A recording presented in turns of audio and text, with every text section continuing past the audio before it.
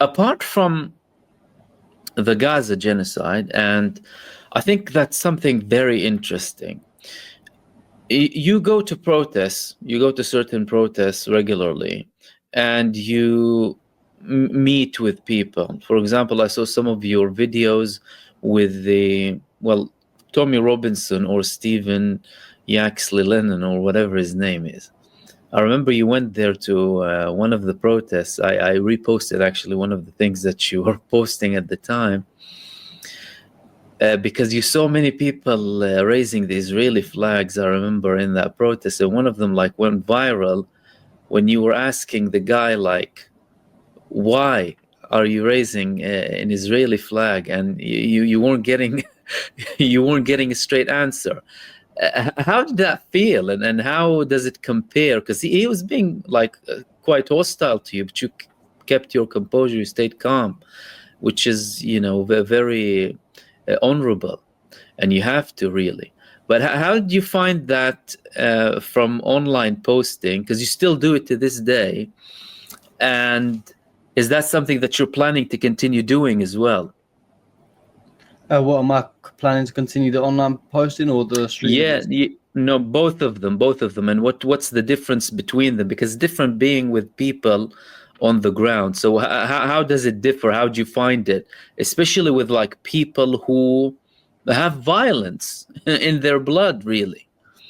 Yeah, I mean, it is a very different experience, I guess, rather than posting something from home where you don't actually see, say, for example, people are commenting on the post, if it's just a Twitter post, and you don't really see who's behind these sort of comments. And when I went out into the streets, I mean, it is very rare that I don't really see a lot of Zionists out on the streets, but obviously that special occasion was like a big get together of loads of these like Tommy Robinson supported type of guys. And yeah, the energy was completely different. It's like they was all in their comfort zone then, because even there's some people I interview in the streets, like for example on the weekend, and then you can tell that they've got these thoughts behind them. They want to say more, but they don't feel comfortable. But I think where they was all there together, they was just letting loose. Just the real colours were sort of coming out. But yeah, I'm not like intimidated or anything to go up to them. What's the worst they're gonna do? Hmm. No, I think it's really interesting because at the end of the day, you want to see people and let them speak. Because to be honest with you, you were letting people speak when you were out with them. It wasn't like there was anything that you were trying to push or whatever. You're simply asking direct questions. Did you have any issues with online posting? Because I mean, with the suppression that's happening on social media, I face that as well. You notice that some information gets more filtered or sometimes shadow bound. How does that go with you, especially on X?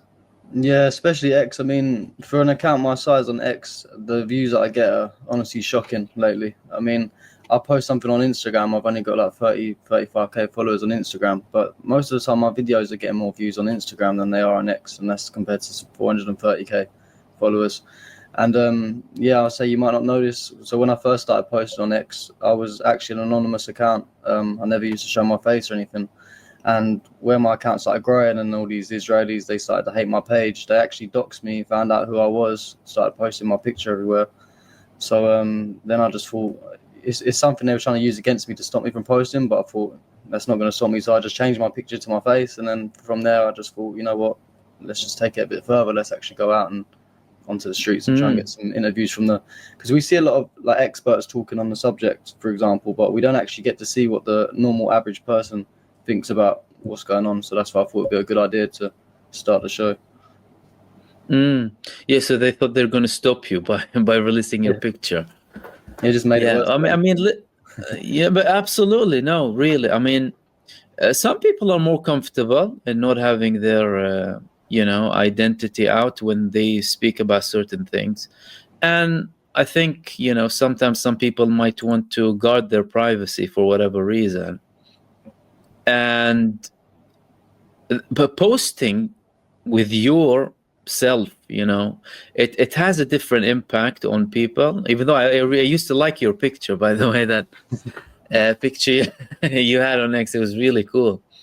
I I remember you edited a video back then that I had, and they also try that with different people. So it's really good that you continued down that path, although they try and intimidate. Again, they use so many tactics, like, sometimes death threats or whatever online. But especially on X, they have a lot of bots over there and people pretending to be other people. They have machines, they have systems. They can sell an individual or an organization like 30 or 40,000 users maybe, who will pretend to be people. But then when you look into it slightly, you realize they're bots. So it's really, really intense on X. I notice more than other platform.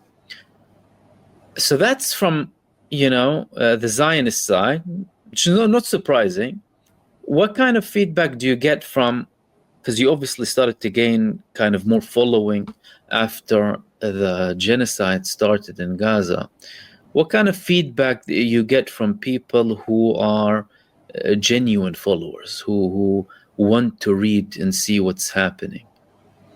I mean, the feedback's great. I mean, if it wasn't for those type of people that are commenting and showing support, then I probably wouldn't have continued, the amount of times my account's been shadow banned and I'm getting next to nothing views, but then the people that it is reaching, say if it's only reaching 2,000 people, those people in the comments are happy that I'm posting. So it's like it gives you purpose, they sort of help you get through tough times on X. Because also I had another time when the Israelis, they was flooding my account with bots, like you just said. But what they was doing, I'd post something and within 2 minutes it would have like 1,000 to 2,000 likes. They were sending like bots, and then what they was doing is they was reporting the post saying that I'm like cheating my engagement and stuff, and then getting the post removed. So they play a lot of dirty tactics, and if it wasn't for the people that are actually good people and support, they don't support a genocide, then I suppose I wouldn't have probably carried on. And I think that's an example, really, because so many people, and I heard that from many people who post on different platforms too, who face that same element of shadow banning. I face that too. I mean, I think it's something that's constant, that you have certain periods where you feel like there's an element of suppression and there is algorithm manipulation. Although some people, would like to portray it as if it's natural, but it isn't really. But I hope that sends a message to the people who are actually out there to continue, because many people stop. Like I know some people who will get some information shadow banned and they wouldn't necessarily have a lot of followers and think then, well, what's the point? But then when you see people, well, like yourself, over 400,000 followers on X, and I know some people with like 1 million followers, and like you said, their posts will only go for 2,000 or 3,000 people viewed.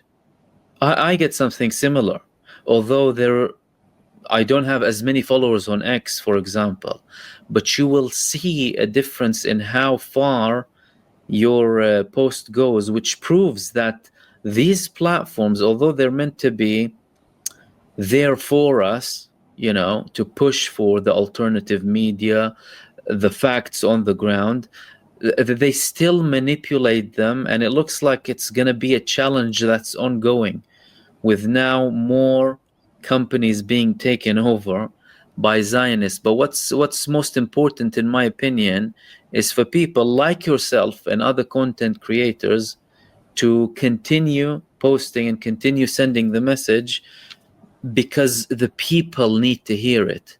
And the people are hungry and thirsty for the information that's on the ground, because even 2 years down the genocide, for example, if we're only talking about Palestine and you were also talking about Russia, and there's a lot of manipulation there, mainstream media is still pushing for the propaganda, and they're still being biased, and they're still suppressing the voices that really matter in relation to all of the affairs that we're talking about. We'll wrap it up here. Xavier, thank you so much for joining me. It was a pleasure.